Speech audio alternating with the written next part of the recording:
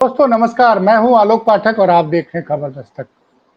वैसे तो वाराणसी में आज मॉरिशस के प्रधानमंत्री आए हुए हैं। उनका स्वागत करने के लिए, उनके साथ बातचीत करने के लिए देश के प्रधानमंत्री नरेंद्र मोदी भी बनारस आए हुए हैं। और मोदी जी की यात्रा के पहले बनारस के आसपास के जिलों में सपा और कांग्रेस के कई कार्यकर्ताओं को हाउस अरेस्ट कर लिया गया है कल रात से ही। और इसमें एक मजेदार किस्सा ये हुआ कि एक भाजपा कार्यकर्ता को भी अरेस्ट कर लिया गया, हाउस अरेस्ट चंदौली में। जब उसने बताया कि साहब मैं भाजपा का नेता हूं, तो पुलिस ने कहा हो हमसे गलती हो गई, हमको ओम प्रकाश सिंह का नाम मिला था, तो उनको हाउस अरेस्ट से हटाया गया। अब इसी बीच एक बड़ी खबर आती है गाजीपुर से। गाजीपुर कहाँ है? बनारस से बगल का जिला है। और बड़ी चौंकाने वाली खबर है। इस खबर पर पूरी सरकार खामोश है। क्या आप कल्पना कर सकते हैं कि जिस पार्टी की सरकार हो, उसी पार्टी के कार्यकर्ता को परिजन ये आरोप लगाएं कि पुलिस ने इतना लाठी मारा कि उसकी जान चली। तो गाजीपुर में यही हुआ। भाजपा कार्यालय, भाजपा के कार्यकर्ता उपाध्याय जी का, हरिओम उपाध्याय जी की, ऐसा परिजनों का आरोप है, उनके साथ वालों का आरोप है कि परसों जो है रात को ये लोग थाने में धरना दे रहे थे और धरना देते वक्त अचानक से लाइट बंद कर दी गई। लाइट बंद करने के बाद जबरदस्त लाठीचार्ज हुआ, उसमें उनको चोट लगी और आज सुबह उस युवक की जान चली गई। इसमें गाजीपुर के एसएसपी का एक वो बैलेंस सा बयान आया है कि वो इस मामले की जांच कराएंगे। अब वो लाठीचार्ज की घटना के बारे में कुछ बोल नहीं रहे। तो हमारे साथ हैं जबरिया रिटायर्ड आईपीएस और आजाद अधिकार सेना के अमिताभ ठाकुर सर। सर आपने एसपी साहब का बयान सुना, लेकिन मुझे सुन के बड़ा अफसोस हुआ। वो तो लाठीचार्ज का जिक्र ही नहीं कर रहे हैं। देखें सर, मैं जितना समझ पा रहा हूँ कि जो हम लोग के यहाँ कहावत है कि बोया पेड़ बबूल का तो आम कहाँ से होए, या जो हम लोग कहते हैं जैसी करनी वैसी भरनी, कष्ट का विषय है, दुर्भाग्य का विषय है। लेकिन ये हकीकत है कि जिस प्रकार से श्री आदित्यनाथ के नेतृत्व में, उनके मार्गदर्शन में, उनके निर्देशों पर जिस प्रकार से उत्तर प्रदेश की पुलिस पिछले 8.5 वर्षों से संचालित हो रही है, होती रही, जिसमें कि ठोक डालो मार डालो पुलिसिया राज, पुलिस सर्वोपरि का ही जो हिसाब किताब बना रहा, जिसको तमाम पुलिस अफसरों ने श्री आदित्यनाथ को खुश करने के लिए किया। हाफ एनकाउंटर, फुल एनकाउंटर जैसे घिनौने शब्द जब हमारे आम बोलचाल की डिक्शनरी में आ गए, तो आप अगर देखें, हम देखें तो डेथ इन पुलिस कस्टडी एक प्रकार से उत्तर प्रदेश में एक नॉर्म, जो न्यू नॉर्मल कहते हैं प्रधानमंत्री महोदय, तो एक न्यू नॉर्मल दिख रहा है। पूरब से पश्चिम तक, गाजीपुर एक्सट्रीम ईस्ट में है, पश्चिम तक तमाम जिलों में अक्सर डेथ इन पुलिस कस्टडी की घटनाएं घट रही हैं। यह जरूर है कि मौजूदा घटना अन्य घटनाओं से इस रूप में अलग है कि संभवतः पहली बार भारतीय जनता पार्टी के कार्यकर्ता को इसकी चपेट में आना पड़ा, वो इसके शिकार हो गए। अभी तक या तो कोई बड़े कथित अपराधी या पूर्व अपराधी हुआ करते थे, या किसी और पार्टी से जुड़े हुए व्यक्ति। आमतौर पर तो साधारण आदमी, छोटा मोटा आदमी है, युवा है, पकड़ लाया गया, मारा पीटा गया और उसकी मौत हो गई, ज्यादातर वही मामले आते थे। लेकिन पहली बार मुझे लग रहा है कि भारतीय जनता पार्टी के कोई नोन कार्यकर्ता को लाया गया, उसकी पिटाई की गई और उसकी मौत हुई डेथ इन पुलिस कस्टडी, और यह बात लोगों तक आया। दूसरा पहलू जो आपने कहा, दूसरा पहलू यह है कि चूंकि पुलिस इस समय इतनी निशंस, निर्द्वंद्व स्थिति में है और वो जान रही है कि श्री आदित्यनाथ हम पे आधारित हैं। अब एक प्रकार से आदित्यनाथ जी पूरी तरह पुलिस पे आधारित हो चुके हैं। वो उसने, मुझे मेरी समझ में उस पुलिस व्यवस्था ने उनको पूरी तरह जकड़ के रखा हुआ है। ऐसी स्थितियों में वो किसी के खिलाफ कोई कार्रवाई करने की स्थिति में मुझे नहीं दिखते। और यह नृशंसता, यह निर्द्वंद्वता निश्चित रूप से उत्तर प्रदेश पुलिस को इस प्रकार के आपराधिक कार्य करने को मैं समझता हूं कि एक खुली छूट के रूप में मानते हुए कार्य कर रहे हैं। दुखद घटनाएं लगातार हो रही हैं। हिरासत में मौत की, पुलिस अभिरक्षा में मौत की लगातार घटनाएं हो रही हैं।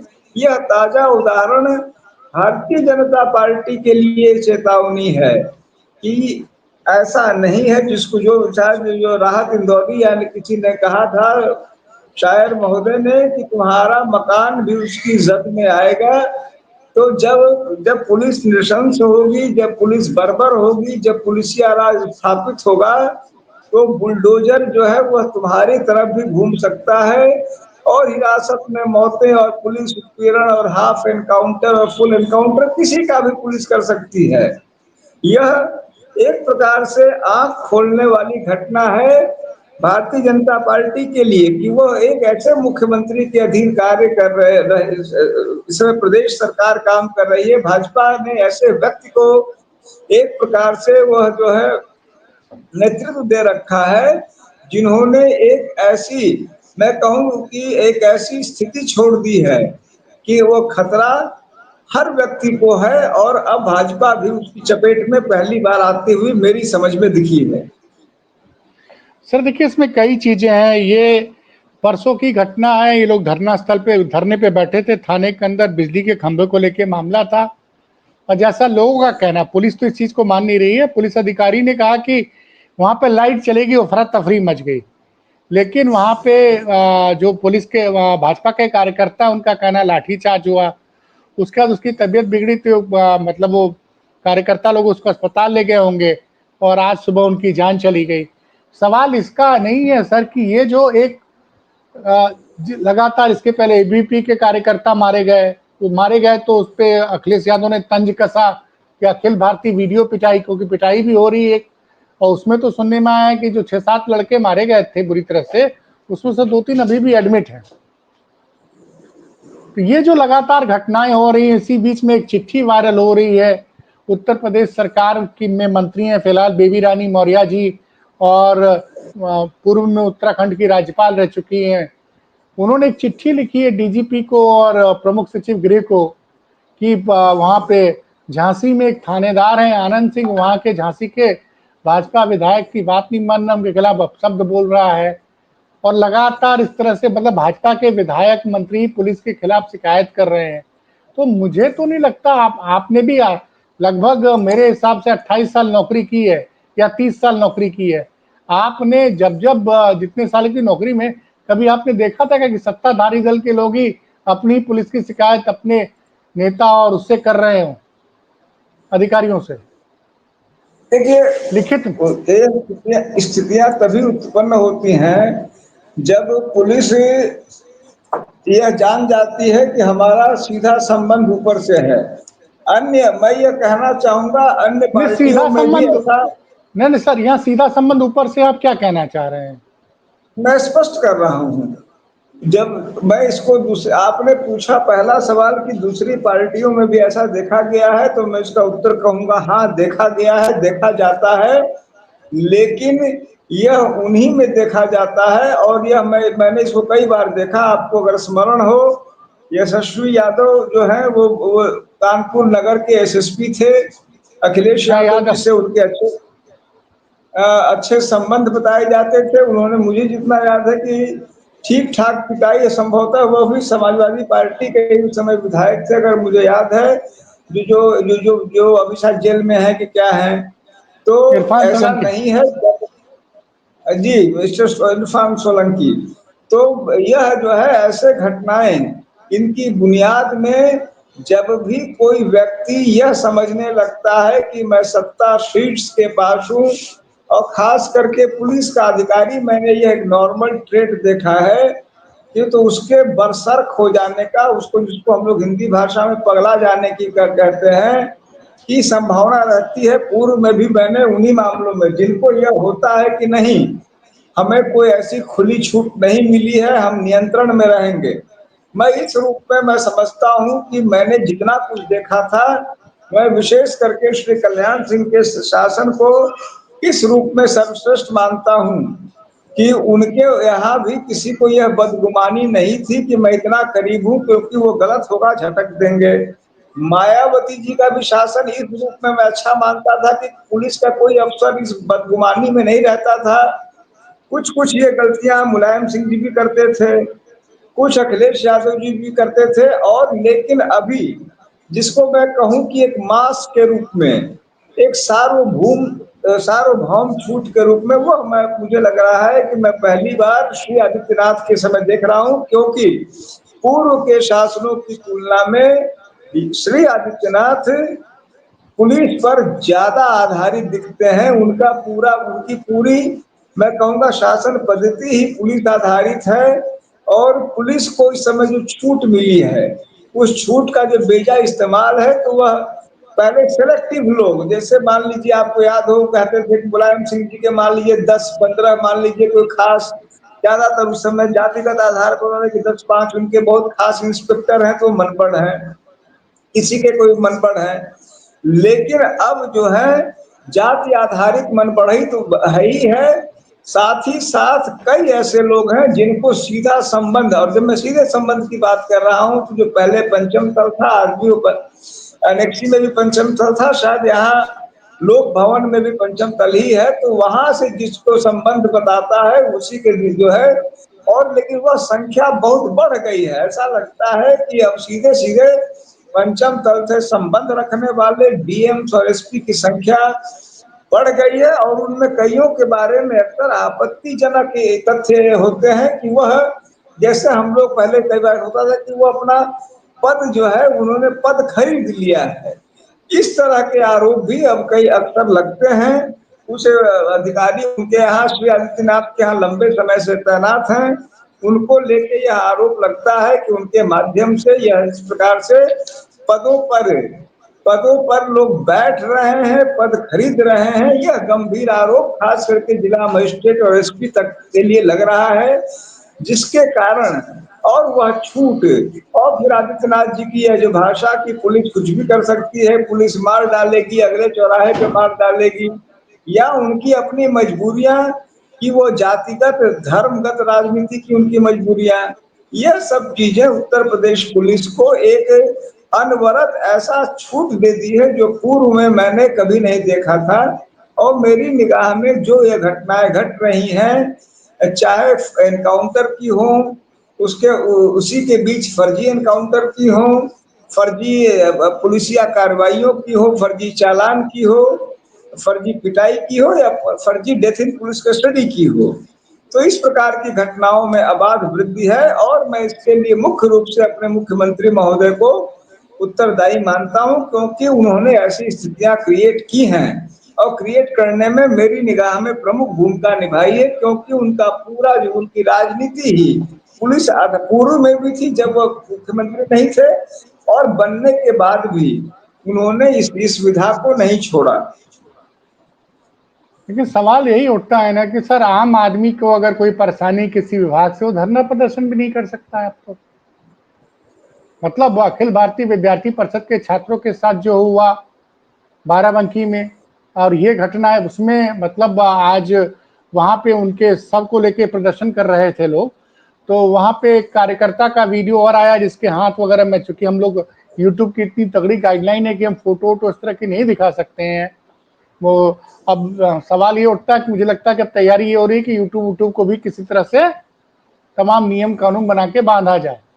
तो वो तस्वीर दिख रही है सर, और कार्यकर्ता बड़े नाराज थे। वो एक कार्यकर्ता ने तो यहाँ तक कहा कि इससे अच्छी तो विपक्ष की सरकार थी कि वहां हम सामने से गोली खाते थे, सामने से लाठी पड़ती थी। यहाँ तो पीछे, यहाँ तो अपनी सरकार है और पीछे से इस तरह से वार हो रहा, लाइट बंद करके मारा जा रहा है। और उस वक्त थाने में एसएचओ के अलावा तो कोई बहुत बड़ा अधिकारी तो होगा नहीं। तो सर, एसएचओ लेवल तक ये बात हो गई कि हम शासन से जुड़े हुए, हमारा कोई कुछ बिगाड़ नहीं सकता। क्योंकि आपने जिन घटनाओं का जिक्र किया, हाँ ये ठीक है कि यशस्वी यादव का या नवनीत सिकेरा का, इस तरह से 2-3 अधिकारियों का नाम आता था कि ये लोग सीधे मुलायम सिंह, अखिलेश यादव से जुड़े हुए हैं। लेकिन आम तौर पे इस तरह की चीजें नहीं होती थी। अब क्या हाँ थाने वही लेवल आपका तक ये चला? बात।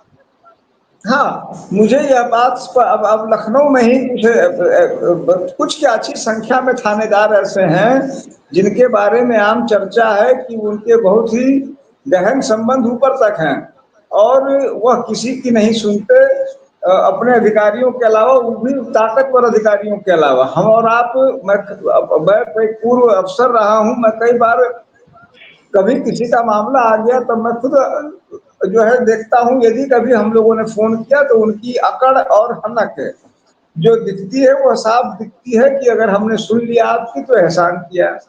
ऐसा मैंने पूर्व में पहले कभी नहीं देखा था। एक नॉर्मल रेस्पेक्ट, नॉर्मल बात किया, नॉर्मल रेस्पेक्ट, लेकिन अभी एक उनके मन में यह बदगुमानी इस बात की पूरी तरह आ चुकी है। आपको मैं बताऊं, कुछ दिन पहले मैं एक जो है फतेहपुर में घटना घटी थी, मैं वहां विरोध के लिए उस संबंध में गांधी प्रतिमा जाना चाहता था। हमारे घर पुलिस आई, उसने रोका। मेरे एक साथी जब जो मेरे साथ थे वो बाहर गए उनसे मिलने, उन्होंने कहा कि थोड़ा सा जल्दी कर दे, तो उन्होंने उनकी भाषा सुन लीजिए। एक इंस्पेक्टर थे, उन्होंने कहा ज्यादा हड़बड़ी कीजिएगा, अभी उठा के ले जाएंगे, शाम तक जो है एसडीएम और डीएम के यहाँ चक्कर लगाते रहिएगा, बेल कराने में लगे रहिएगा। उन्होंने मेरे लिए कहा। तो यह जो है, यद्यपि ऐसा कुछ नहीं हुआ, लेकिन वो व्यक्ति बड़ा जो है हमारा जो परिचित था, वो बड़ा व्यक्ति हो क्या है कि देखिए साहब ऐसा कह रहे हैं। तो मैं बता रहा हूं कि लगभग लगभग जो मेरी अपनी जानकारी, अपनी समझ है, लगभग लगभग पूरे प्रदेश में एक पुलिसिया तांडव, पुलिसिया रौब, और यह सोच की पुलिस का ही राज है। श्री आदित्यनाथ के संरक्षण, संवर्धन में हुआ है, ऐसा मेरा गंभीरता से मेरा यह मानना है, मेरा यह आरोप है। क्योंकि मैं पुनः वही कहूंगा, क्योंकि इनकी इनकी राजनीति चूंकि बहुत अधिक पुलिस आधारित है। आप देख लीजिए, ज्यादातर चीजें इनकी पुलिस आधारित चल रही हैं।